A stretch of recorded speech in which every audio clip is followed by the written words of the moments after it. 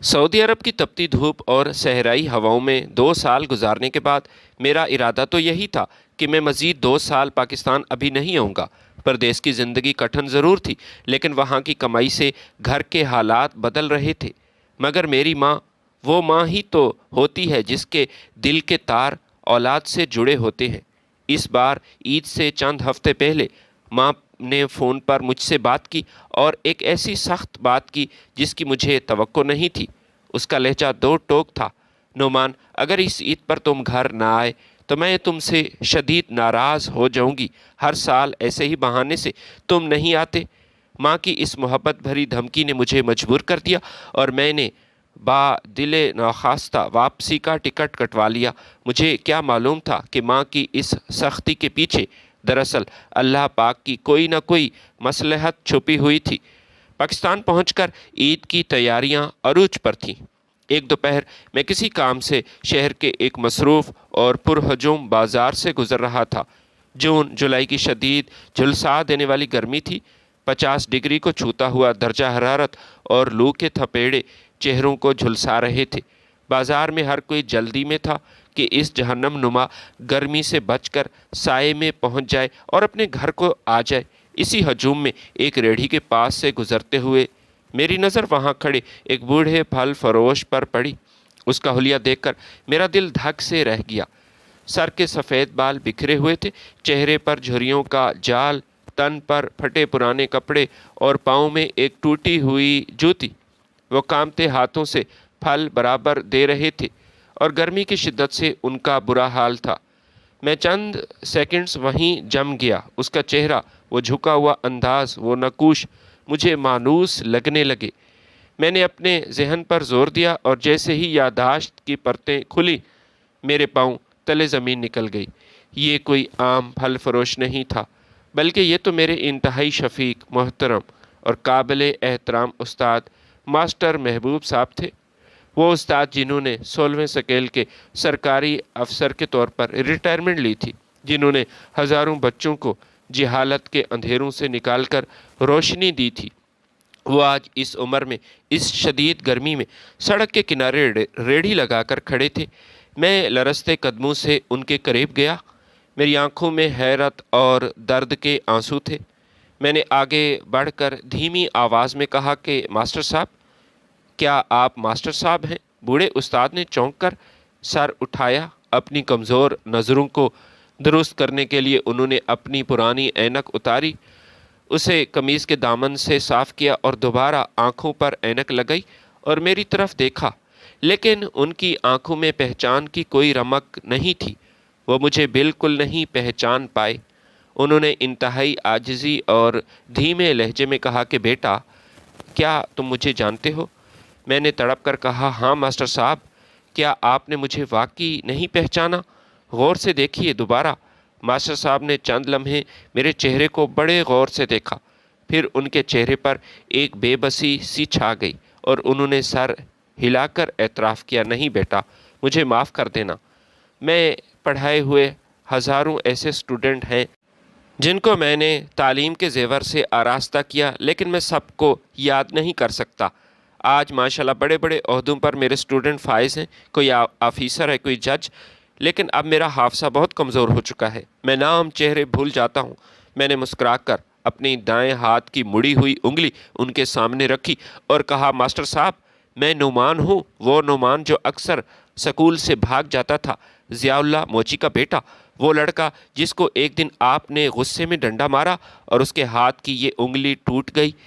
جیسے ہی ماسٹر صاحب کی نظر میری اس مڑی ہوئی انگلی پر پڑی، جو 20 سال گزر جانے کے باوجود آج تک اپنی اصلی حالت میں واپس نہیں آئی تھی، ان کے چہرے کے تاثرات یکسر بدل گئے۔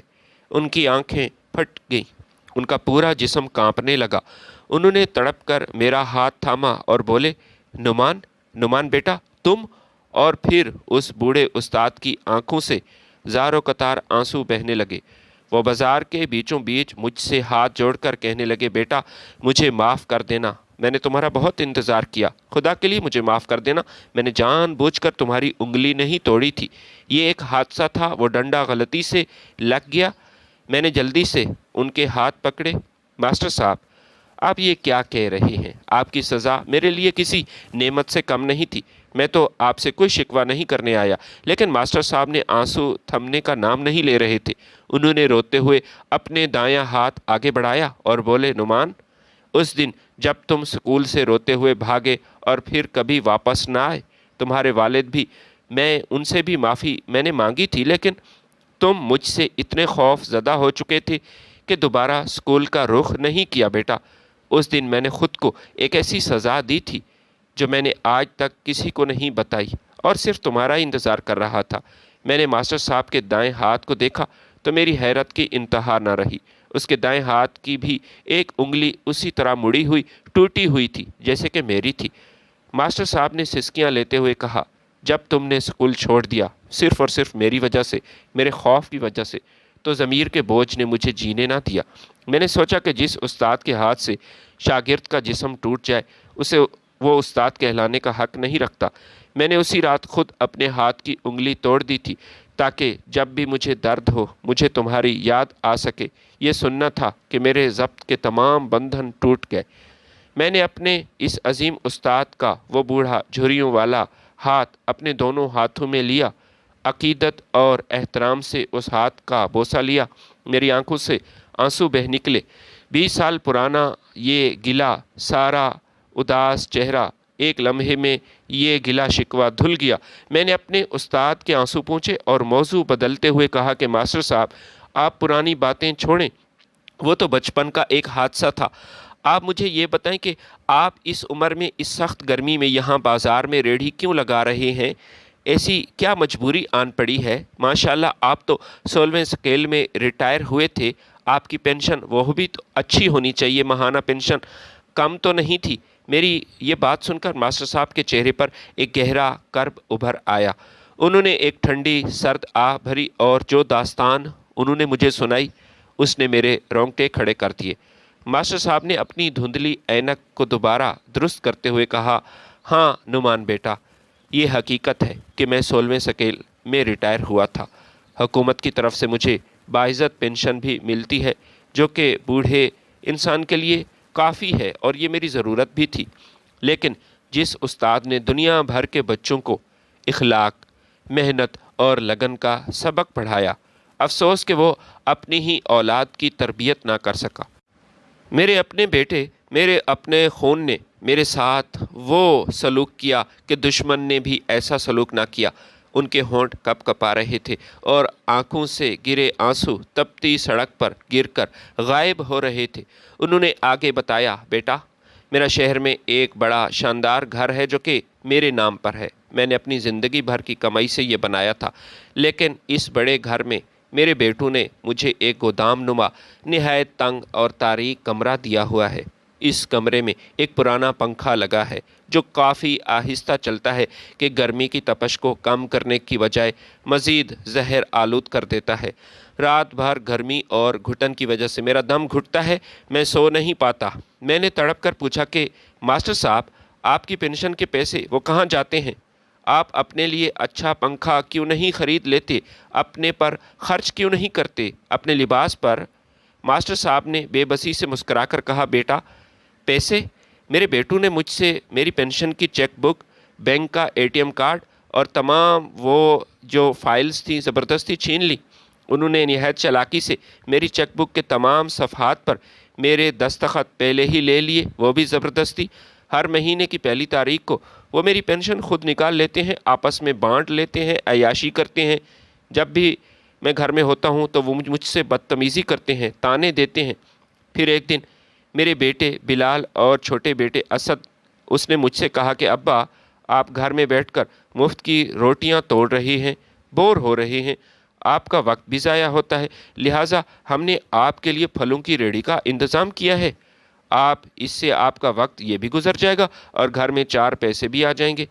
میں اب صبح سے لے کر شام تک اس بازار میں ریڑھی لگاتا ہوں۔ شام کو جو بھی منافع ہوتا ہے وہ بھی بیٹے مجھ سے 1-1 روپیہ حساب لے کر چھین لیتے ہیں۔ مجھے صرف 2 وقت کی باسی روٹی نصیب ہوتی ہے تاکہ میں زندہ رہ سکوں اور ان کے لیے کما سکوں۔ یہ سن کر غصے اور دکھ کی ایک لہر میرے پورے جسم میں دوڑ گئی۔ میں نے ماسٹر صاحب کے حلیے کو دوبارہ غور سے دیکھا۔ ان کے پھٹے پرانے کپڑوں کے دھاگے نکلے ہوئے تھے، پیروں میں وہ جو جوتی تھی وہ بھی ٹوٹی ہوئی تھی جسے انہوں نے تار سے جوڑا تھا۔ مجھ سے یہ سب برداشت نہ ہوا۔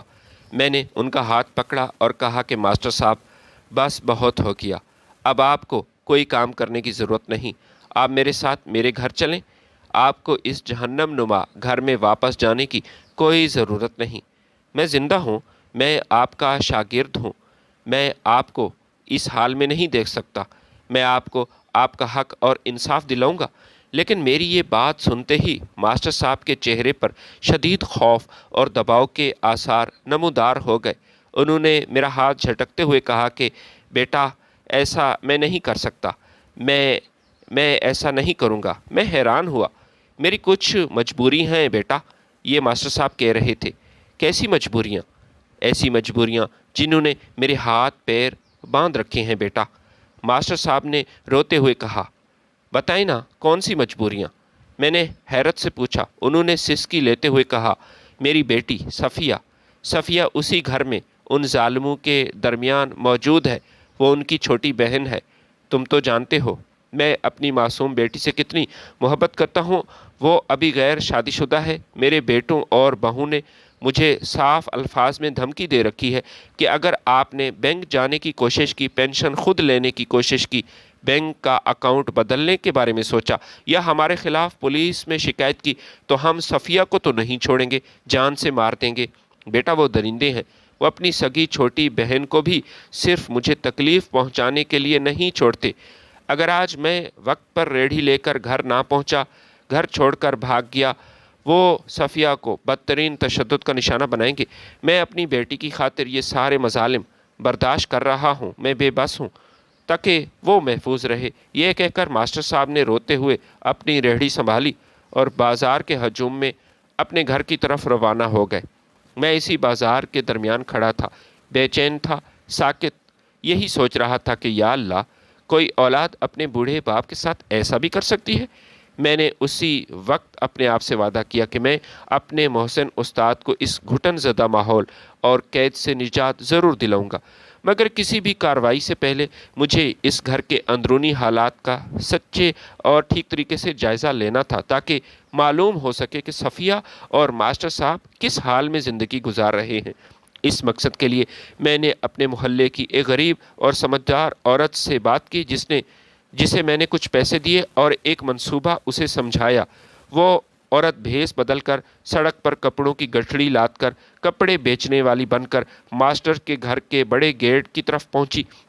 جیسے ہی وہ عورت گھر کے اندر داخل ہوئی، صحن میں ماسٹر صاحب کے بڑے بیٹے بلال کی بیوی شکیلہ وہ بیٹھی ہوئی تھی۔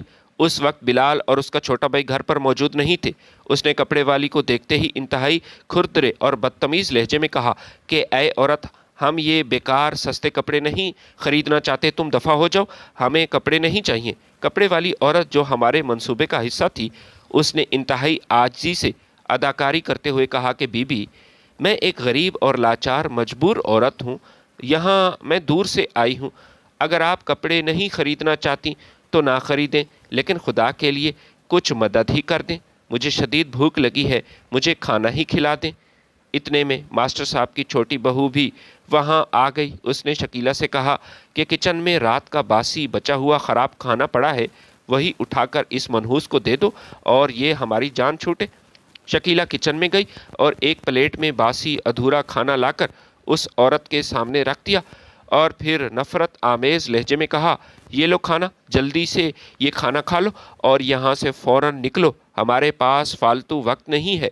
وہ عورت صحن میں بیٹھ کر آہستہ آہستہ کھانا کھانے لگی، لیکن اس کی نظریں پورے گھر کا جائزہ لے رہی تھیں۔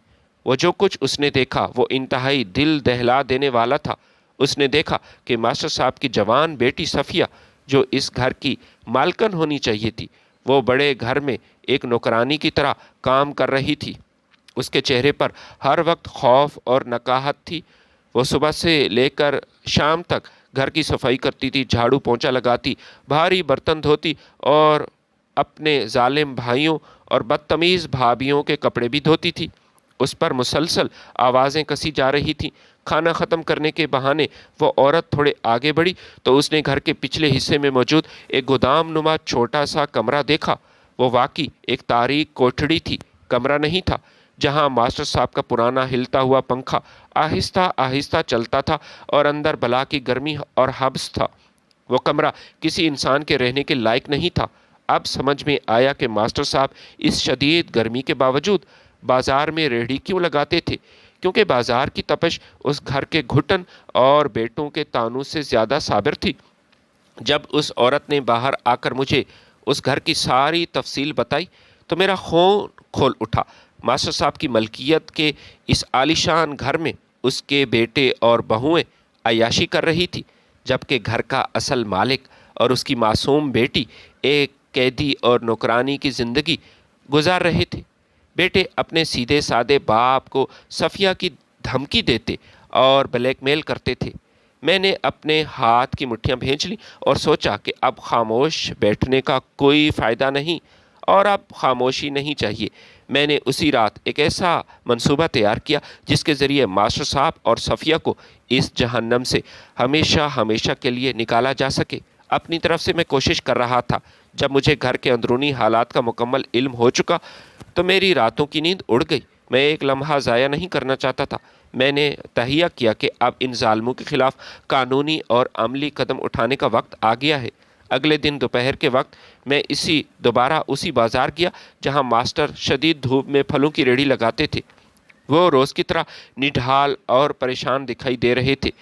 میں اپنی گاڑی لے کر سیدھا ان کے پاس پہنچا، گاڑی کا دروازہ کھولا اور انتہائی احترام مگر مضبوط لہجے میں کہا کہ ماسٹر صاحب آپ فوراً ریڑھی چھوڑ دیں اور میری گاڑی میں بیٹھ جائیں۔ ماسٹر صاحب مجھے دیکھ کر گھبرا گئے اور لرزتی ہوئی آواز میں بولے کہ بیٹا نعمان، میں نے تمہیں بتایا تھا، یہ تم کیا کر رہے ہو؟ میں نے تمہیں کئی بار بتایا کہ میں ایسا نہیں کر سکتا۔ اگر میں نے کوئی ایسا قدم اٹھایا تو وہ میری بیٹی کو مار دیں گے۔ وہ درندے ہیں، مجھے جانے دو۔ میں نے ان کا ہاتھ تھاما اور یقین دلا کر کہا کہ ماسٹر صاحب آپ مجھ پر بھروسہ رکھیں، اب کوئی آپ کو یا آپ کی بیٹی صفیہ کو نقصان نہیں پہنچا سکے گا۔ جس طرح کی زندگی صفیہ اس گھر میں بیچاری گزار رہی ہے، اس گرمی میں، اس حبس اور ظلم کی وجہ سے وہ ویسے ہی مر جائے گی۔ اگر آپ اپنی بیٹی کی مدد کرنا چاہتے ہیں تو میرا ساتھ دیں۔ اگر آپ کو واقعی اپنی بیٹی کا احساس ہے تو آئیں میرے ساتھ اور اس ظلم کے خلاف آواز اٹھائیں۔ میں نے اپنے ایک قریبی قابل اعتماد دوست کو پہلے ہی وہاں بلا رکھا تھا، جس کی بازار میں اپنی دکان تھی۔ میں نے اس سے کہا تھا کہ وہ ماسٹر صاحب کی ریڑھی کو فی الحال اپنی دکان کے اندر محفوظ کھڑی کر دیں۔ ماسٹر صاحب اب بھی خوف زدہ تھے، کانپ رہے تھے، لیکن میری آنکھوں میں اپنے لیے سچی تڑپ اور عزم دیکھ کر انہوں نے ہار مان لی اور میری بات پر عمل کیا۔ گاڑی کی اگلی سیٹ پر میرے ساتھ بیٹھ گئے۔ میں نے گاڑی سٹارٹ کی اور سیدھا پینشن اکاؤنٹ آفس پہنچ کر میں انہیں لے کر سیدھا متعلقہ افسر کے کمرے میں داخل ہوا۔ وہاں ماسٹر صاحب نے روتے ہوئے اپنے بیٹوں کے تمام مظالم، چیک بک پر زبردستی دستخط لینے، اے ٹی ایم کارڈ چھیننے اور پینشن پر ناجائز قبضے کی پوری تفصیلات افسران کے سامنے رکھ دی۔ بوڑھے ریٹائر استاد کی یہ دردناک داستان سن کر اکاؤنٹ آفس کے عملے کی آنکھوں میں بھی آنسو آ گئے تھے۔ انہوں نے فوراً ماسٹر صاحب کی مدد کرنے کا فیصلہ کیا اور کہا کہ ماسٹر صاحب آپ بالکل فکر مند نہ ہوں، قانون آپ کے ساتھ ہے۔ آپ فوراً ایک نیا بینک اکاؤنٹ کھلوائیں۔ ہم آپ کا پرانا بینک اکاؤنٹ جس میں اب تک پینشن جا رہی ہے اسے مستقل طور پر بلاک کر دیتے ہیں تاکہ آپ کے بیٹے وہاں سے 1 روپیہ بھی نہ نکال سکیں اور اگلے ماہ آپ کی ساری پینشن اس نئے اکاؤنٹ میں منتقل کی جائے گی، جس کا اے ٹی ایم کارڈ اور چیک بک صرف اور صرف آپ کے پاس رہے گی۔ اور دوبارہ یہ غلطی مت کیجیے گا، بیٹوں کے حوالے یہ اپنی چیک بک اور اے ٹی ایم کارڈ مت کیجیے گا۔ ہم نے اسی وقت تمام کاغذی کارروائی مکمل کی، نیا اکاؤنٹ کھلوایا، پینشن منتقل کروائی۔ یہ ہمارے منصوبے کا پہلا حصہ تھا، لیکن سب سے بڑا خطرناک مرحلہ ابھی باقی تھا۔ صفیہ کو اس جہنم نما گھر سے نکالنا تھا۔ اگر بیٹوں کو پینشن بلاک ہونے کا پتہ چل جاتا تو وہ صفیہ پر قیامت ڈھا دیتے۔ اس لیے ہمیں پینشن بلاک ہونے سے، ان کے اثرات ظاہر ہونے سے پہلے ہی صفیہ کو اس گھر سے نکالنا تھا۔ اس کام کے لیے میں نے ماسٹر صاحب کے محلے کی ایک ہمدرد اور سمجھدار پڑوسن خاتون سے رابطہ کیا۔ وہ خاتون خود روز اپنی آنکھوں سے صفیہ پر ہونے والے مظالم دیکھتی تھی اور اندر ہی اندر کرتی تھی کہ کاش میں اس بچی کی مدد کر سکوں۔ اس لیے وہ صفیہ کی مدد کے لیے تیار ہو گئی۔ میں نے اپنی گاڑی ان گھر کے پشت میں گلی میں کھڑی کی اور پڑوسن خاتون نے ہمارے منصوبے کے مطابق کسی بہانے سے صفیہ تک یہ خفیہ پیغام پہنچایا۔ پیغام میں یہی لکھا تھا کہ صفیہ بیٹی، گیٹ کے باہر گاڑی کھڑی ہے، تمہارے والد اب اس گھر میں نہیں آئیں گے اور وہ محفوظ ہیں۔ اگر تم اپنے باپ کے ساتھ عزت کی زندگی گزارنا چاہتی ہو تو بنا کوئی وقت ضائع کیے سب سے نظریں بچا کر فوراً باہر آؤ اور گاڑی میں بیٹھ جاؤ۔ صفیہ یہ پیغام پڑھ کر شدید خوف زدہ ہو گئی۔ اس کا دل زور زور سے دھڑک رہا تھا، لیکن اپنے باپ کی محبت اور اس قید سے آزادی کی تڑپ نے اسے حوصلہ دیا۔ وہ ڈرتی ہوئی سہمی ہوئی اپنے بھائیوں اور بھابھیوں سے آنکھیں بچاتی ہوئی دباؤ کی حالت میں گھر کے پچھلے گیٹ سے نکلی اور دوڑتی ہوئی آ کر میری گاڑی کی پچھلی سیٹ پر بیٹھ گئی۔ گاڑی میں خود ڈرائیو کر رہا تھا۔ صفیہ شروع میں شدید پریشان اور کانپ رہی تھی جب اس نے مجھے دیکھا، لیکن جیسے ہی اس نے اگلی سیٹ پر اپنے والد ماسٹر محبوب صاحب کا چہرہ دیکھا تو اس کے ضبط کا بندھن ٹوٹ گیا۔ وہ اپنے باپ کے گلے لگ کر رونے لگی اور ماسٹر صاحب بھی اپنی بیٹی کو محفوظ دیکھ کر اس نے بھی اللہ تعالیٰ کا شکر ادا کیا۔ صفیہ کی ساری پریشانی اور خوف لمحوں میں ختم ہو چکا تھا۔ میں نے گاڑی کی رفتار بڑھائی اور انہیں لے کر اپنے گھر پہنچا، جہاں میری ماں نے صفیہ کو اپنے سینے سے لگایا۔ لیکن کہانی یہاں ختم نہیں ہوئی تھی۔ ماسٹر صاحب کے بیٹے اتنی آسانی سے ہار ماننے والے نہیں تھے۔ وہ نہایت کمینے اور لالچی لڑکے تھے۔ شام کے وقت جب انہیں صفیہ کے غائب ہونے کا پتہ چلا تو گھر میں کوہرام مچ گیا۔ بلال اور اسد نے فوراً اپنے گھروں کے باہر لگے CCTV کیمروں کے ریکارڈ کا جائزہ لیا، جہاں میری گاڑی کا نمبر صاف نظر آ رہا تھا کیونکہ گاڑی میں خود چلا رہا تھا۔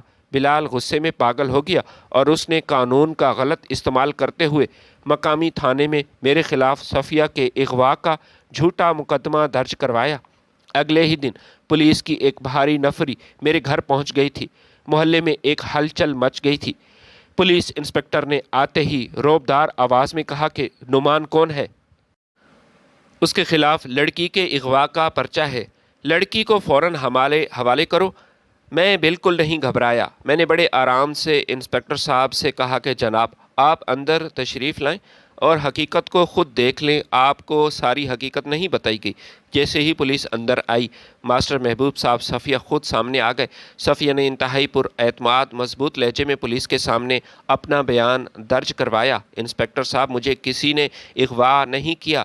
میں اور میرے والد اپنے ہی گھر میں اپنے بھائیوں کے قیدی تھے۔ ہم پر روز تشدد ہوتا تھا اور میری مرضی کے خلاف مجھ سے نوکروں کی طرح کام لیا جاتا تھا، جبکہ میری بھابھیاں اور میرے بھائی وہ عیش کرتے تھے۔ میں اپنی مرضی اور خوشی سے اپنے والد کے ساتھ یہاں نعمان کے پاس آئی ہوں کیونکہ نعمان میرے والد کا شاگرد ہے اور اس نے ہمیں پناہ دی ہے۔ ماسٹر صاحب نے بھی اپنے بیان ان کی تصدیق کروائی تو پولیس کے پاس کوئی قانونی جواز باقی نہیں تھا۔ انسپکٹر نے بلال کے جھوٹے مقدمے کو خارج کیا اور وہاں سے واپس چلے گئے۔ دوسری طرف ماسٹر صاحب کے گھر میں بلال شدید غصے میں حال میں وہ چکر کاٹ رہا تھا اور پھر اپنے چھوٹے بھائی اسد سے کہہ رہا تھا کہ ابا جان نے ہمارے ساتھ ٹھیک نہیں کیا۔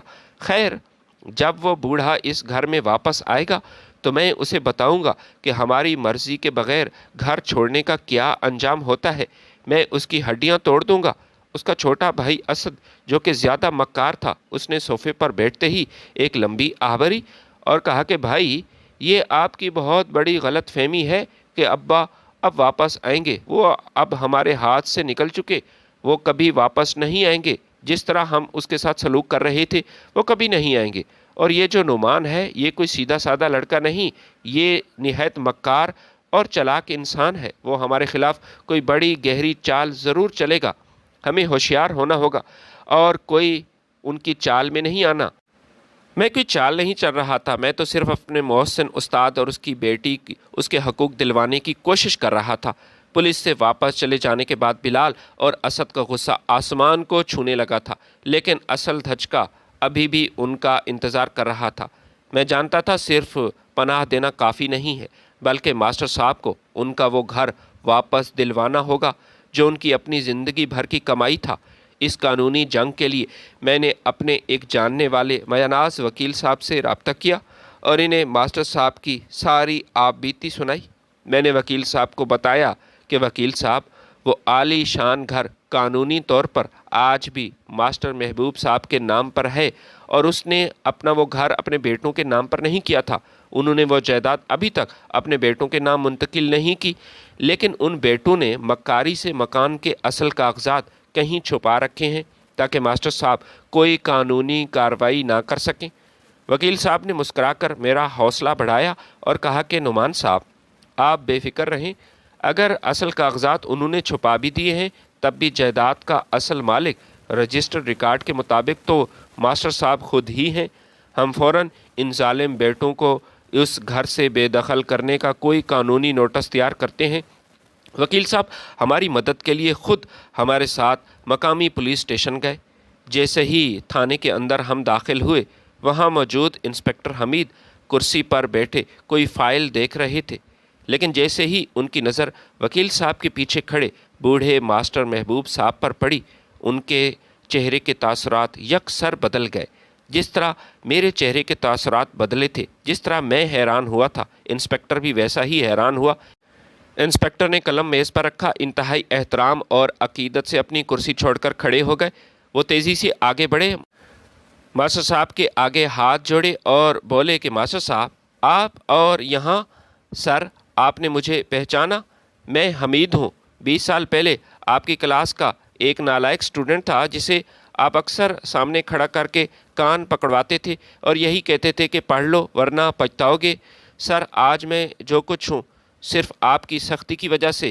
میں آپ کا مشکور ہوں۔ آپ کی اسی سختی محبت کی وجہ سے اتفاق سے انسپکٹر حمید بھی ماسٹر صاحب کا پرانا شاگرد نکلا۔ یہ دیکھ کر میری جان میں جان آئی اور ہمارا کام کافی حد تک آسان ہو گیا۔ جب انسپکٹر حمید نے اپنے شفیق استاد کی بے بسی، اس کے بیٹوں کے بدترین مظالم اور زبردستی ریڑھی لگوانے کی پوری کہانی سنی تو غصے سے اس کا چہرہ سرخ ہو گیا۔ اس نے غضبناک ہو کر میز پر ہاتھ مارا اور وعدہ کیا کہ آپ کی قسم، میں ان نافرمان درندوں کو ان کے انجام تک ضرور پہنچاؤں گا۔ میں خود انہیں جیل کی سلاخوں کے پیچھے بھیجوں گا اور یہ مکان بھی آپ کو واپس مل جائے گا۔ ابھی پولیس اپنی کارروائی کے لیے تیاری کر رہی تھی کہ اگلے مہینے کی پہلی تاریخ آ گئی۔ بلال ہمیشہ کی طرح پینشن کے پیسے نکلوانے کے لیے ماسٹر صاحب کی چیک بک لے کر بڑے ہی فخر سے بینک میں پہنچا۔ اس کے وہم و گمان میں بھی نہیں تھا کہ زمین اس کے پیروں سے نکلنے والی ہے۔ اس نے جیسے ہی چیک کاؤنٹر پر جمع کرایا، بینک کے مینیجر نے کمپیوٹر میں چیک کیا اور سرد لہجے میں کہا کہ معذرت جناب، یہ اکاؤنٹ مستقل طور پر بلاک ہو چکا ہے اور اکاؤنٹ ہولڈر نے اپنی پینشن کسی دوسرے بینک میں منتقل کروا لی ہے۔ اب آپ کو اس اکاؤنٹ سے 1 روپیہ بھی نہیں مل سکتا۔ یہ سنتے ہی بلال کے تو ہوش اڑ گئے۔ وہ غصے اور جھنجھلاہٹ کی حالت میں لال پیلا ہو کر گھر واپس بھاگا۔ اس نے آتے ہی اسد سے کہا کہ اسد، برباد ہو گئے ہم۔ اس بوڑھے نے اپنا اکاؤنٹ وہ تبدیل کیا ہے، اب پینشن ہمارے ہاتھ سے چلی گئی۔ یہ سب اسی موچی کے بیٹے نعمان کی چال ہے۔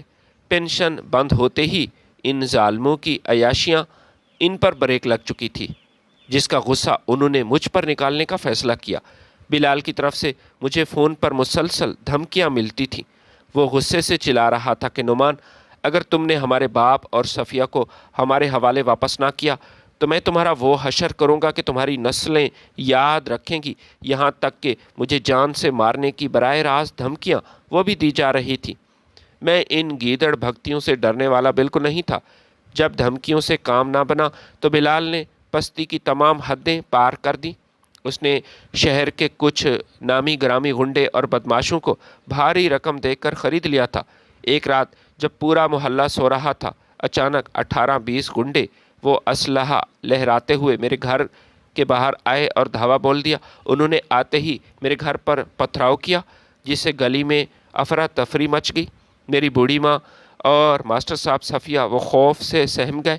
بدماشوں نے خوف پھیلانے کے لیے میرے گھر پر سیدھی فائرنگ شروع کر دی۔ گولوں کی تڑتڑاہٹ سے پورا محلہ گونج اٹھا۔ فائرنگ کی وجہ سے میرے گھر کی سامنے والی کھڑکیاں اور شیشے وہ بھی ٹوٹ گئے۔ चारों तरफ शीशे के टुकड़े वो बिखरे हुए थे। वो बाहर खड़े चिल्ला रहे थे कि नुमान बाज आ जाओ, तुम बाहर निकलो, वरना पूरे घर को हम आग लगा देंगे। सारी रात हमने शदीद खौफ के साए में गुजार दी, लेकिन मेरे हौसले अब भी चट्टान की तरह मजबूत थे। मैंने अंदर से ही इंस्पेक्टर हमीद को फ़ोन करके सूरत हाल से आगाह किया। अगली सुबह इंस्पेक्टर हमीद पुलिस की एक भारी नफरी और पुलिस मोबाइल्स के साथ बिलाल और असद के घर पर उसने छापा मारा। पुलिस ने घर में चारों तरफ से घेर लिया। बिलाल और असद जो रात को गुंडागर्दी पर जश्न मना रहे थे और यही सोच रहे थे कि मैं खौफजदा हो जाऊंगा, लेकिन ऐसा ना हुआ। पुलिस देखकर वो भागने की कोशिश कर रहे थे, लेकिन पुलिस एहलकारों ने उन्हें दबोच लिया। इंस्पेक्टर हमीद ने खुद बिलाल के मुंह पर ज़ोरदार थप्पड़ रसीद किया और कहा कि अपने मोहसिन बाप पर जुल्म करते हुए तुम्हें शर्म नहीं आई? अब तुम्हारा हिसाब मैं लूँगा। पुलिस ने घर की तलाशी लेकर मकान के वो असल कागजात भी अपने कब्ज़े में कर लिए जो उन्होंने छुपा कर रखे थे। बिलाल और असद को हथकड़ियाँ लगी और सरेआम मोहल्ले के सामने जलील करते हुए थाने उन्हें मुंतकिल किया गया। पुलिस छापे और गिरफ्तारी के बाद बिलाल और असद का गुरूर खाक में मिल चुका था, लेकिन उनके जराइम के हतमी फ़ैसला वो अभी अदालत के कटहरे में होना बाकी था। वो मकान जिसकी खातिर उन्होंने अपने बूढ़े बाप को सड़कों पर रोल दिया था, अब इसी मकान के असल कागजात इंस्पेक्टर हमीद ने कानूनी तहवील में ले लिए, वकील साहब के हवाले कर दिए। केस की समाअत का दिन आया तो अदालत का कमरा तमाशाइयों और मोहल्लेदारों से कचाकच भरा हुआ था। कई ऐसे लोग थे जो कि बिलाल और असद के ख़िलाफ़ थे, लेकिन उनकी गुंडागर्दी से खौफजदा थे। बिलाल और असद हथकड़ियाँ पहने सर झुकाए मुलज़िम के कटहरे में खड़े थे, जबकि दूसरी तरफ काबिल एहतराम मास्टर साहब खड़े थे। सफ़िया और मैं अपने वकील के साथ भी मौजूद थे। कार्रवाई का आगाज़ होते ही मास्टर साहब के वकील ने जज साहब के सामने खड़े होकर निहायत जानदार अंदाज में बहस शुरू की। उन्होंने जज साहब को मुखातिब करते हुए कहा कि माई लॉर्ड, ये बूढ़ा इंसान कोई आम शहरी नहीं है, बल्कि कौम का मेमार है। ये एक ऐसा उस्ताद है जिसने अपनी पूरी ज़िंदगी इस मुल्क के बच्चों को तहजीब और इखलाक सिखाने में सर्फ कर दी, लेकिन इसके सिले में इसके सगे बेटों ने इसके साथ वो सलूक किया, ऐसा दरिंदों वाला सलूक, वो इंसानियत के नाम पर एक धब्बा है। ये बेटे ना सिर्फ नाफरमान थे बल्कि मुजरिम भी हैं, जिन्होंने अपने बाप की पेंशन पर नाजायज़ कब्ज़ा किया, इन्हें शदीद गर्मी में मजदूरी करने पर मजबूर किया और इनकी जवान बेटी को घर की लोंडी बना रखा। हालांकि सफ़िया इनकी अपनी सगी छोटी बहन है, लेकिन जालिमों को अपनी बहन का भी एहसास ना हुआ। माई लॉर्ड, मेरे मुवक्किल मास्टर महबूब साहब आज अदालत के सामने अपने इन दोनों बेटों को अपनी तमाम मनकूला गैर मनकूला जायदाद से हमेशा के लिए आग करने का कानूनी हक़ मांगते हैं। जब जज साहब ने मास्टर साहब को अपने बयान के लिए गवाह के कटहरे में बुलाया तो पूरे कोर्ट रूम में सन्नाटा छा गया। बूढ़े उस्ताद ने कांपते कदमों से कटहरे का रुख किया। उनकी आंखों में मुसलसल आंसू बह रहे थे और वो अपने जज्बात पर काबू पाने की नाकाम कोशिश कर रहे थे। कटहरे में खड़े होकर मास्टर साहब ने जब रोते हुए अपने बेटों के मजालिम की लंबी दास्तान सुनाना शुरू की तो वहाँ मौजूद हर शख्स की आंख नम हो गई थी।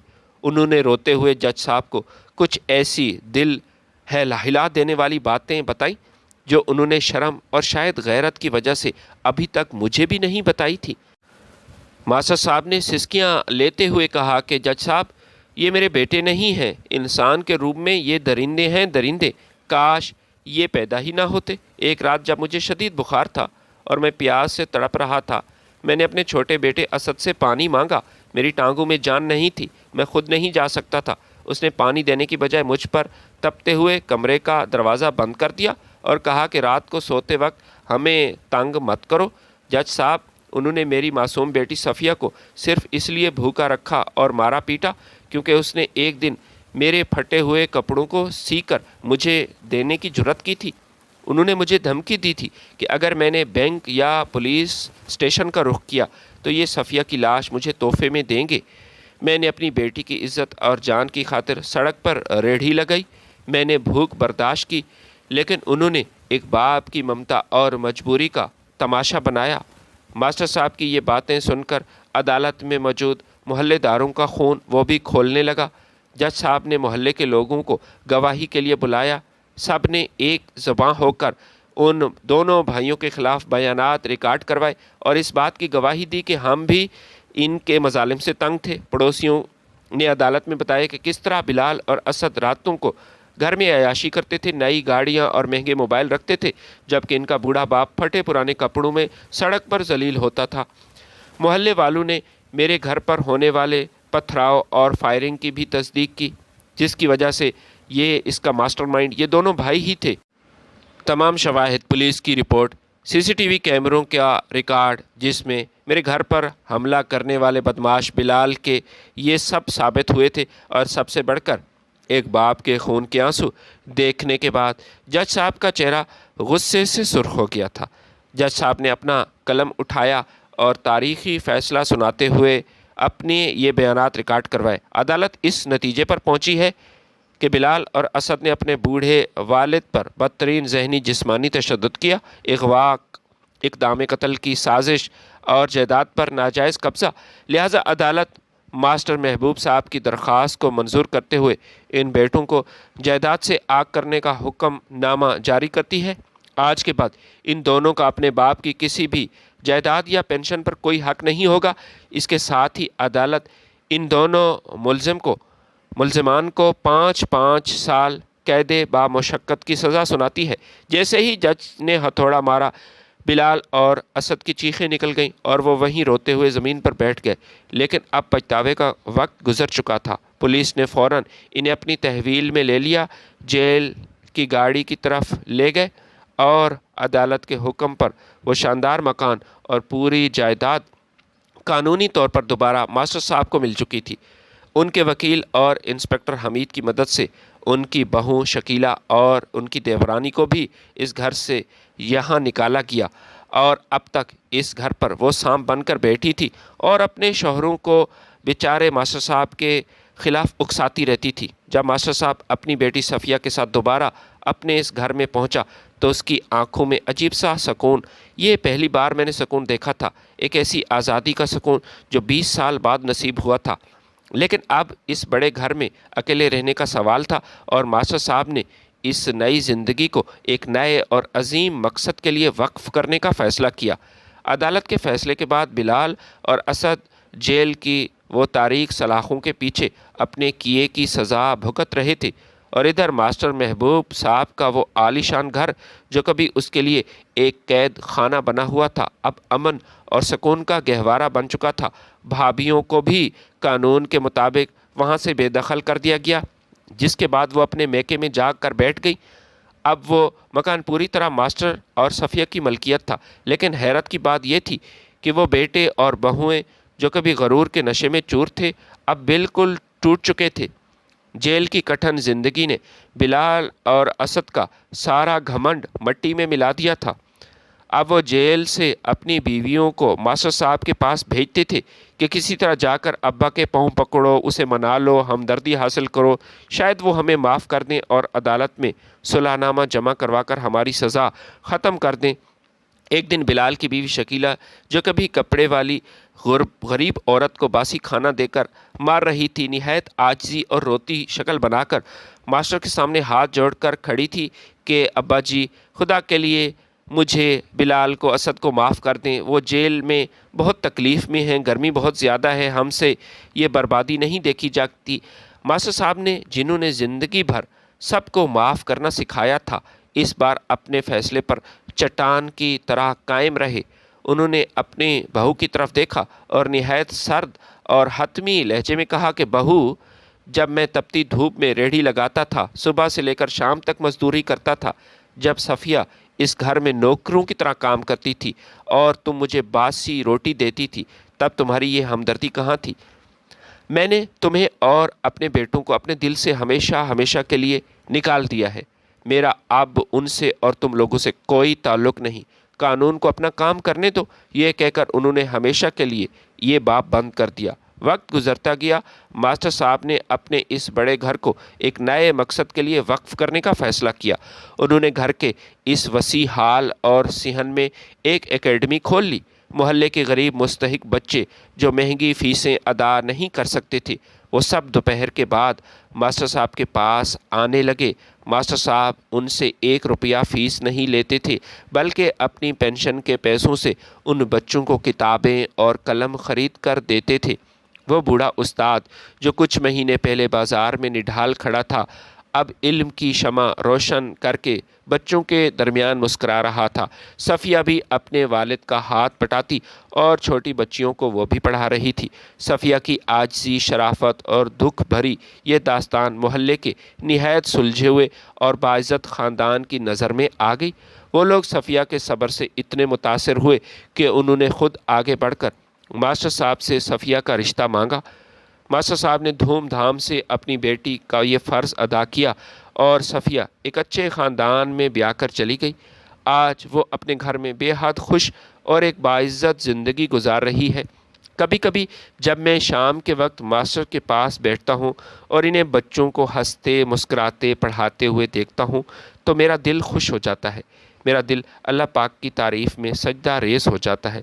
میں اکثر انتہائی تنہائی میں سوچتا ہوں کہ میں نے سعودی عرب سے واپس پاکستان آ کر کتنا بڑا اور بہترین فیصلہ کیا تھا۔ میرا ارادہ تو صاف تھا کہ میں مزید 2 سال واپس نہیں آؤں گا اور عید پر بھی نہیں آؤں گا۔ اگر میں اپنے فیصلے پر اڑا رہتا تو شاید اگلے 2 سالوں تک اس بدترین گرمی، حبس اور بیٹوں کے تشدد کی وجہ سے ماسٹر صاحب اور صفیہ شاید اس دنیا میں زندہ ہی نہ بچتے، کیونکہ ان کے بیٹے تو جلاد بنے ہوئے تھے۔ لیکن اللہ تعالیٰ کے ہر کام میں کوئی نہ کوئی مصلحت ضرور ہوتی ہے۔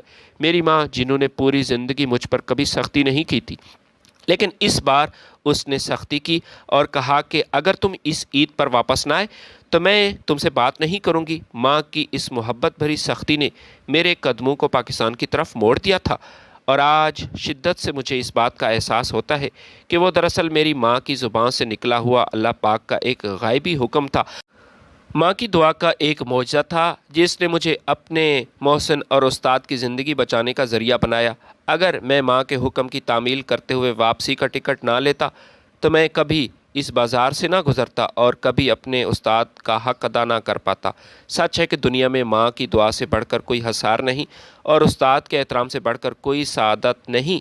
اللہ پاک نے مجھے اپنے محسن کا وسیلہ بنایا، اور آج جب بھی ماسٹر صاحب مجھے دیکھ کر مسکراتے ہیں مجھے لگتا ہے کہ میری دنیا اور آخرت سنور چکی ہے۔ اجازت دیجیے، اللہ حافظ۔ ویڈیو پسند ہے تو لائک اور شیئر ضرور کیجیے گا۔